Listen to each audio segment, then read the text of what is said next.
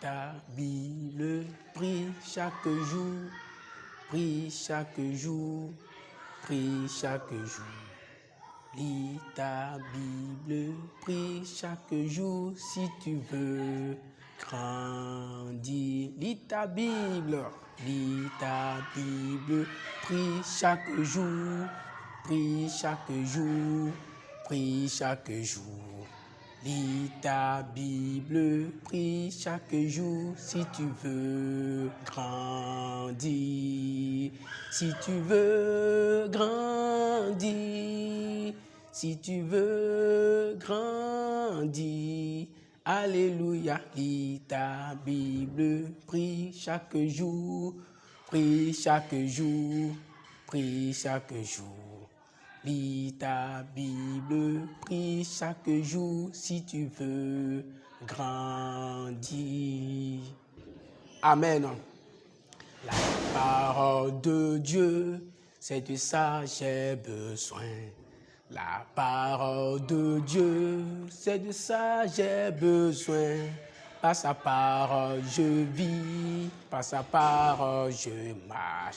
Par sa parole, je fais toutes choses. La parole de Dieu, c'est ce dont j'ai besoin. La parole de Dieu, c'est ce dont j'ai besoin. Par sa parole, je vis. Par sa parole, je marche. Par sa parole, je fais toutes choses. La parole, celle dont j'ai besoin. Par sa parole, je vis. Par sa parole, je marche. Par sa parole, je fais toutes choses. Amen. Nous disons merci à tous ceux-là qui sont en train de nous suivre de près comme de loin. Ici, nous sommes en la présence du Seigneur, et tel que vous le savez, le Seigneur, quand il réunit ses enfants, il ne manque pas de leur parler, de leur communiquer une sagesse, communiquer une intelligence, de leur quand même révéler quelque chose de particulier, en ce sens de nous permettre de plus nous consacrer à lui. Et c'est à cet espace que nous sommes. Je prie chacun de rester calme là où il est pour pouvoir écouter la parole de Dieu.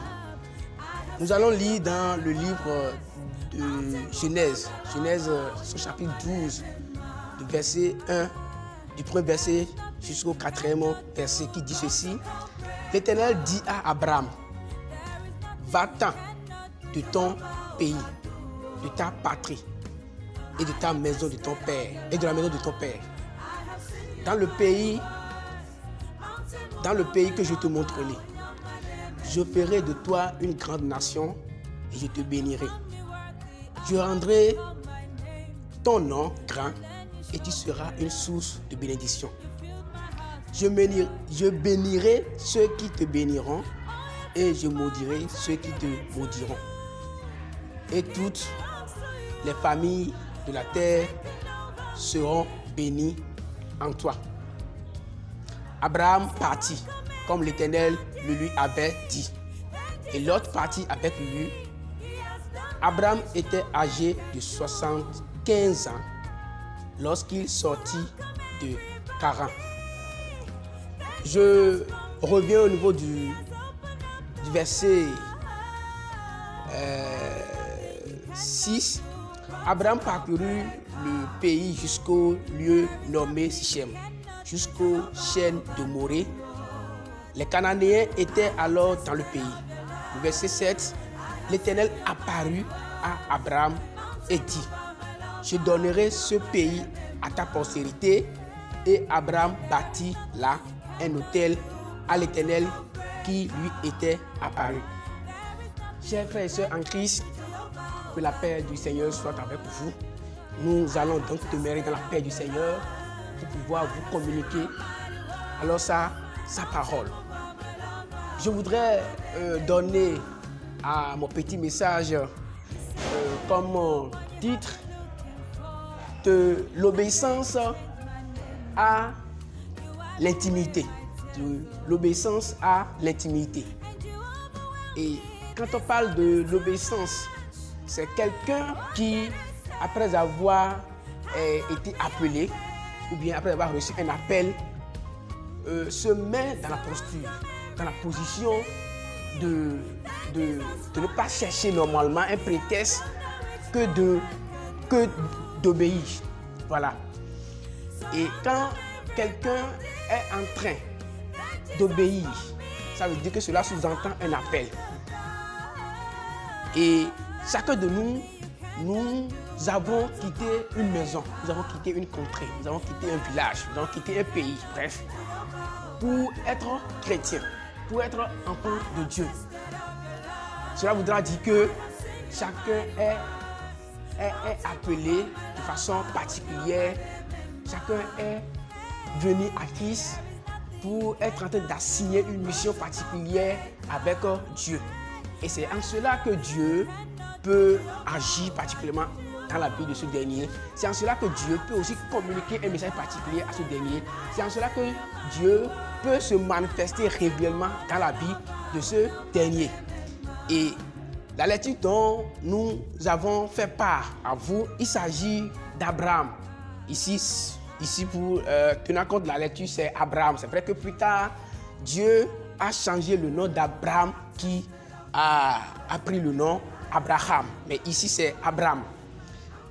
Nous ne voudrons pas vraiment tenir compte du contexte présent, d'accord, de notre verset ou de notre passage. Mais nous allons essentiellement tenir compte de certains nombres de passages clés qui vont nous aider, qui vont mieux nous amener à aller dans les plus de détails si possible de ce que nous voudrons, du message que nous voudrons véhiculer. Il est dit que, où la Bible déclare que l'Éternel Dieu dit à Abraham, c'est dit clairement que l'Éternel Dieu dit à Abraham, va-t'en. Et au verset 6, nous avons compris que Abraham a exécuté, il a quitté son pays et il s'est rendu à Charan avec sa femme. Cela voudra dire que Abraham a exécuté l'ordre de l'Éternel. Puisque tel que je le dis tout à l'heure, chacun de nous avons quitté une maison, nous avons quitté une contrée quelque part d'autre pour venir à l'Éternel. C'est pareil également pour Abraham. Abraham aussi a quitté certainement une maison, a quitté un père ou une mère ou une famille. Et cette fois-ci, dans sa marche chrétienne, l'Éternel, pour l'utiliser particulièrement, l'a appelé. Pour dire, toi là, va-t'en, quitte ton pays, quitte ta patrie. Tu vas à Charan et c'est là que je rendrai ton nom grand. C'est là que je te bénirai. C'est là que je vais multiplier ta postérité. C'est pareillement aujourd'hui, comme le cas d'Abraham ici, que l'Éternel aussi nous appelle à une mission particulière, à une tâche particulière, à un travail que l'Éternel même, Dieu même a prédéfini que c'est toi telle personne qui doit alors accomplir une telle mission parce que l'Éternel voit que tu es le mieux placé à faire cela. Et si éventuellement tu n'as pas un esprit d'éveil, cela peut t'échapper. Et c'est cela que beaucoup pensent qu'ils sont en Christ et ils ne constatent pas vraiment la présence de Dieu, la manifestation particulière de Dieu en eux. Non. Est-ce que d'abord, quand l'Éternel t'appelle, est-ce que tu as exécuté? Est-ce que tu as pu te mettre dans la posture d'écouter l'Éternel? C'est ça, il est question. Ici, l'Éternel a appelé, d'accord, Abraham. L'Éternel a ordonné Abraham et Abraham a exécuté. Et le verset 7 nous montre, ou nous déclare que l'Éternel apparut à Abraham et dit, je donnerai ce pays à ta postérité. Et Abraham bâtit là un autel à l'Éternel qui lui était apparu. Ce verset nous montre clairement que c'est quand Abraham a exécuté, il a quitté son pays pour Charan, qu'une fois à Charan, il s'est installé. Et là, l'Éternel Dieu a commencé par lui parler particulièrement dans le songe. L'Éternel s'est permis de se révéler à lui parce que avant qu'il ne quitte son pays, l'Éternel ne lui a pas dit d'avance que quand tu viens à Charan, tu vas commencer à me montrer à toi, non. Ça veut dire que cela sous-entend, quand nous voulons obéir à Dieu, cela sous-entend qu'il y a beaucoup d'autres choses qui sont cachées derrière cela et que nous n'allons pas trouver normalement de préjudice ou bien de prétexte pour fuir alors l'appel de Dieu. C'est ce que beaucoup de chrétiens ne comprennent pas et veulent coûte que coûte échapper à l'appel de Dieu. Et tout à l'heure, j'ai intitulé mon message de l'obéissance à l'intimité.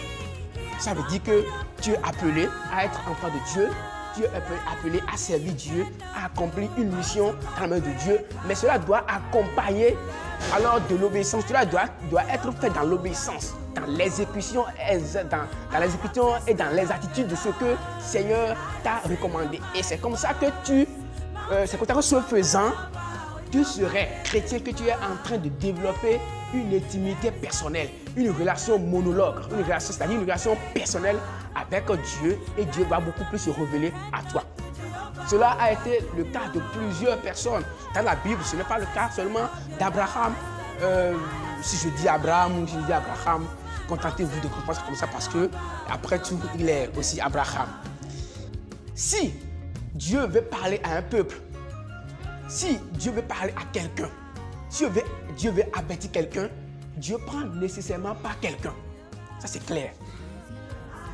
Si Dieu veut avertir quelqu'un, Dieu ne considère pas le peuple, Dieu ne considère pas le lot, Dieu ne considère pas la foule pour agir, mais Dieu considère plutôt quelqu'un de particulier, quelqu'un qui affiche une identité particulière et qui se met à part pour Dieu, qui se consacre à Dieu. C'est celui-là que Dieu alors utilise pour des fins utiles. Oui, je viens à l'église, j'appartiens à la chorale, j'appartiens au groupe musical, c'est moi qui chante pour l'Éternel, c'est moi je suis dans le groupe de balayage, je fais tout. Cela n'est pas le problème. Après tout, Dieu ne considère pas notre manière, notre façon ou nos potentialités de s'impliquer dans plusieurs activités à la fois pour penser plaire à Dieu, pour penser plaire à Dieu ou plaire aux hommes. Dieu ne considère pas la vie commune, non. La vie commune a une limite dans la maison de Dieu ou dans la marche chrétienne, a vraiment une limite, est vue très limitée. Ça veut dire que chaque chrétien doit avoir un esprit éveillé, doit chercher, ce que je voudrais dire, doit chercher à, mis à part la vie commune, mis à part la communauté que ce dernier appartient, doit savoir qu'il y a également une autre vie particulière que lui, il est appelé, cette vie qui lui assigne une relation personnelle que ce dernier doit développer avec Christ. C'est ça que nous devons parler, c'est ça que notre message met en évidence. La relation personnelle, l'intimité personnelle avec Dieu. Donc, chrétien, ne pense pas que parce que tu embrasses plusieurs boulots, plusieurs tâches à la fois dans la maison de Dieu, n'est pas le résultat que le Seigneur cherche. Le résultat que le Seigneur cherche, est-ce qu'après tout, toi-même, tu as une relation personnelle entre toi et Dieu qui donne beaucoup plus d'affluence à ta foi chrétienne, qui booste plus ta foi chrétienne, qui te permet vraiment de se consacrer à Dieu. Parce que quand je parle de l'intimité, cela sous-entend la consécration. Voilà, cela sous-entend la consécration. Consécration qui veut dire se mettre à part. Je me mets à part parce que d'ailleurs, je sais que je suis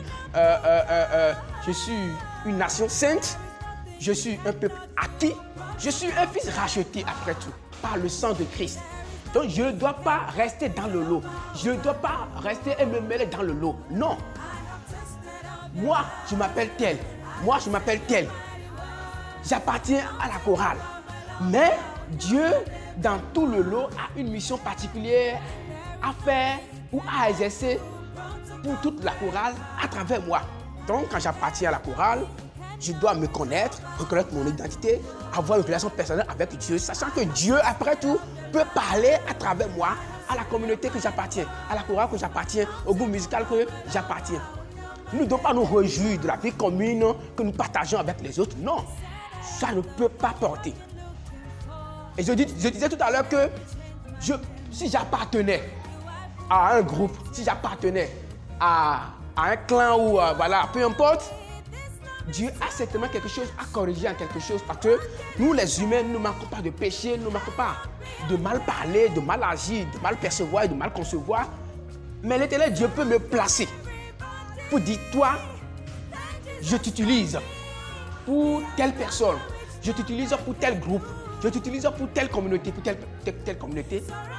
Et ce dernier doit rester en éveil pour comprendre ce langage de Dieu, cette langue de Dieu, ce que Dieu veut dire à travers ses caractères, ses manifestations envers ce dernier. Ce dernier doit comprendre aussitôt pour quand même rester aussi dans la volonté de Dieu. Donc indirectement, si j'appartiens à un clan, si j'appartiens à une communauté, si j'appartiens à un groupe particulier, aussi Dieu met ma foi en évidence pour communiquer à ce groupe que j'appartiens. Frères et sœurs en Christ, pour tous ceux qui me suivent de loin ou de près, retenez ceci que la vie communautaire, la vie chrétienne en communauté est très limitée. Et si nous chrétiens, nous allons nous contenter seulement de rester, de se mêler, de ne pas se dissocier alors du lot, nous allons plus tard peut-être tomber ou abandonner la foi, vivre une vie déconsidérée,